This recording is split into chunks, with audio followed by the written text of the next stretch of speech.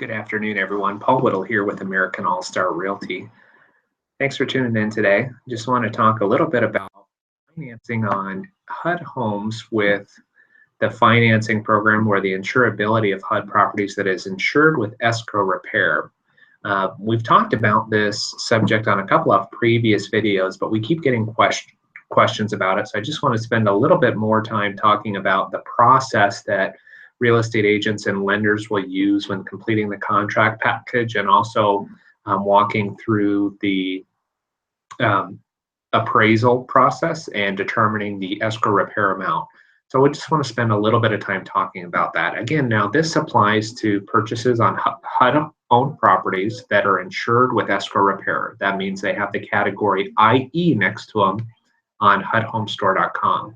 When completing the sales contract package, there's going to be a line on line 4. It's a blank line that allows you to input a dollar amount for escrow repairs. And what this means is that the buyer can actually complete these repairs after close of escrow, and the lender will provide them funds in the form of their loan, kind of wrapped and packaged together as part of their loan, to complete those repairs after close of escrow. Now, a lot of agents and a lot of buyers are concerned or are questioning how much to put in that line. What is the dollar amount that they're going to input on line 4? And the answer to that is TBD. Yes, those exact letters, TBD, because we don't know yet. When HUD completes an FHA appraisal on the property, the FHA appraiser has identified this property having some minimum property requirements that need to be completed in order to make it FHA insurable. However, the final determination of minimum property requirements is always up to the buyer's lender.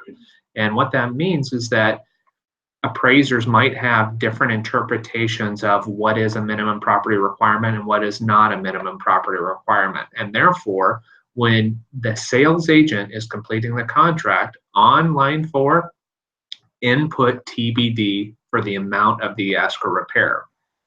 From that point, once the contract gets accepted and the buyer's lender orders the appraisal, that appraiser is going to identify the minimum property requirements according to their interpretation of the HUD guidelines.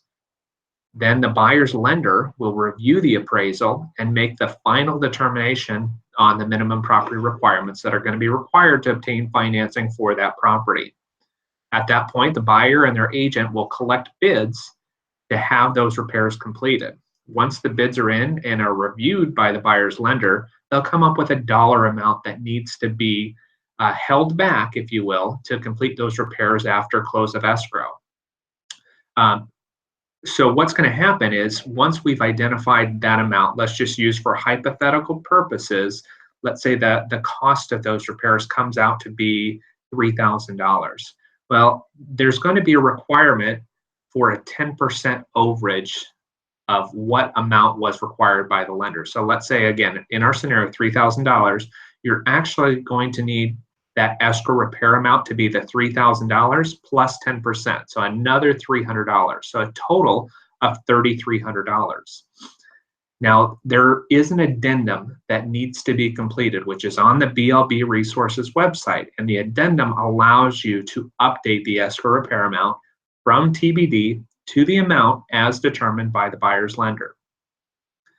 Now, these steps may sound a little bit complicated, but it's super easy. The main thing to remember is that the buyer's lender has the final determination on what the minimum property requirements are and what's going to need to be completed for the FHA insurability on the property. And that's why the TBD is used on the sales contract on its initial submission. If you have any questions about this process, you can always reach out to me. Again, my name is Paul Whittle. I'm with American Allstar Realty. Our number here is 602-353-7375. We look forward to talking to you soon, and have a great day.